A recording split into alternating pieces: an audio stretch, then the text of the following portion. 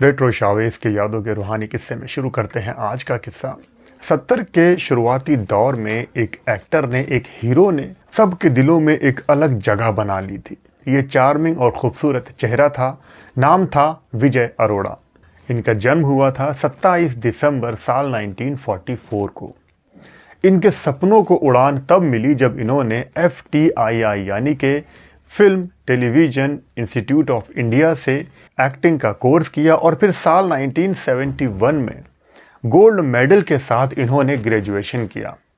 उसके बाद इनको अपने करियर की पहली फिल्म मिल गई थी ज़रूरत, साल 1972 में। अपने भोले भाले चेहरे और अच्छी एक्टिंग के साथ इन्होंने लोगों के दिलों में जगह बनानी शुरू कर दी और उसके बाद इनकी कई यादगार अच्छी फिल्में आई, जैसे कि राखी और हथकड़ी, फागुन, 36 घंटे, नाटक, सबसे बड़ा सुख, फिल्म रोटी और भी कई सारी फिल्में थीं जिसमें इन्होंने काफ़ी अच्छा काम किया। लेकिन साल 1973 में रिलीज़ हुई एक फिल्म तो इनके करियर की टर्निंग पॉइंट साबित हुई। इस फिल्म का नाम था यादों की बारात। फिल्म एक ब्लॉकबस्टर हिट फिल्म थी, लेकिन इसका एक गीत ऐसा था जो कि हर संगीत प्रेमी ने गुनगुनाया और आज भी ये गीत संगीत प्रेमियों की पहली पसंद बना हुआ है।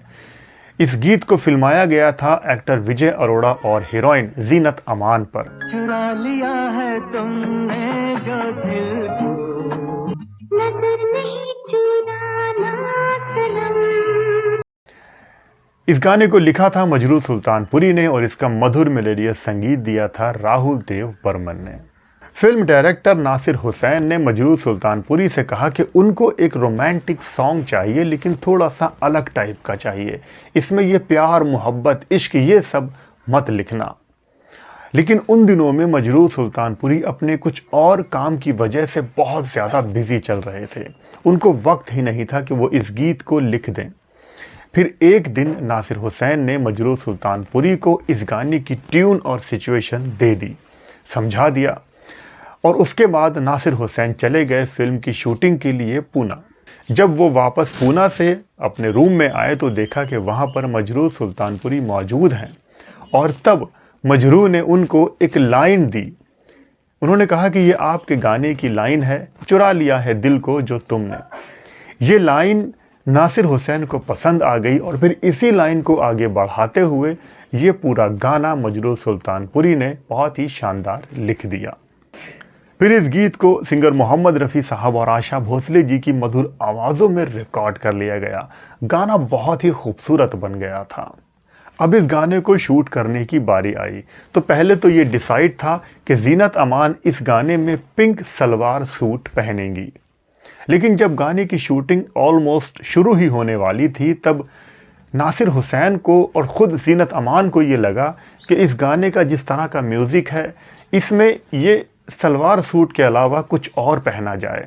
तब ये कहा जाता है कि जीनत अमान ने ही नासिर हुसैन को ये सजेशन दिया कि वो वेस्टर्न ड्रेस पहनेंगी और इस बात पर नासिर हुसैन फ़ौरन अग्री हो गए और तब जीनत अमान ने ये ड्रेस पहनी।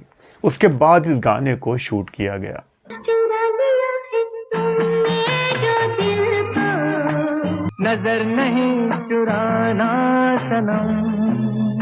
ये गाना उस दौर का ही नहीं बल्कि इस दौर का भी सुपर डुपर हिट गीत माना जाता है। इस गाने को सदी का सबसे खूबसूरत गीत भी माना गया है। खुद आशा भोसले का ये सबसे ज़्यादा पसंदीदा गीत है। इस गाने के न जाने कितने रिमिक्सेस बन चुके हैं जो कि हर बार सुपर हिट हो जाते हैं। यही नहीं, ये गाना भी किसी और गीत से इंस्पायर था।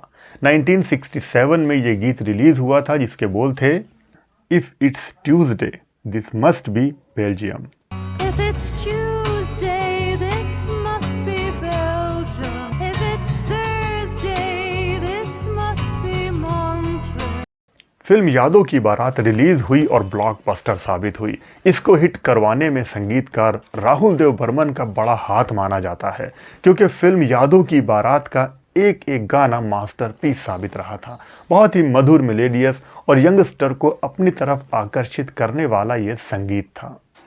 इस फिल्म के बाद जीनत अमान और विजय अरोड़ा को भी फायदा मिला था। उनको भी कई सारी फिल्मों के ऑफर मिलने लगे थे। फिल्म इतनी बड़ी हिट रही थी कि इस फिल्म के 3 रीमेक बने थे, तेलुगु, तमिल और मलयालम में। 70 का दशक ख़त्म हुआ, उसके बाद 80 का दशक स्टार्ट हुआ और तब विजय अरोड़ा की रफ्तार थोड़ी धीमी पड़ने लगी थी। वो फिल्मों से धीरे धीरे दूर जाने लगे थे। फिर 1987 में रामानंद सागर ने जब रामायण बनाई तब उसमें विजय अरोड़ा को एक अहम रोल दिया। टीवी सीरियल रामायण का तो एक एक किरदार अमर हो चुका है।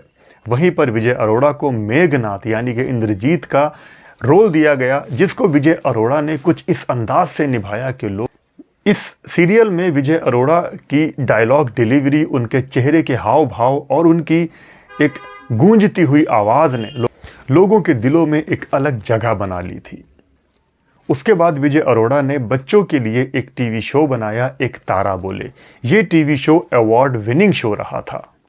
विजय अरोड़ा भारत के एक ऐसे इकलौते इंसान हैं जिन्होंने ISO 9000 पर एक डॉक्यूमेंट्री फिल्म बनाई थी। उसके बाद धीरे धीरे वो टीवी से भी दूर होते चले गए और अपनी पर्सनल लाइफ में बिजी हो गए। फिर अचानक एक दिन 2 फरवरी साल 2007 को उन्होंने अचानक इस दुनिया को अलविदा कह दिया। वो पेट की कुछ ज़्यादा ही तकलीफ़ों से जूझ रहे थे। तो आज रेट्रो शावेज में बस इतना ही। वीडियो पसंद आया हो तो वीडियो को लाइक कर देना, चैनल में नए हो तो सब्सक्राइब कर लेना।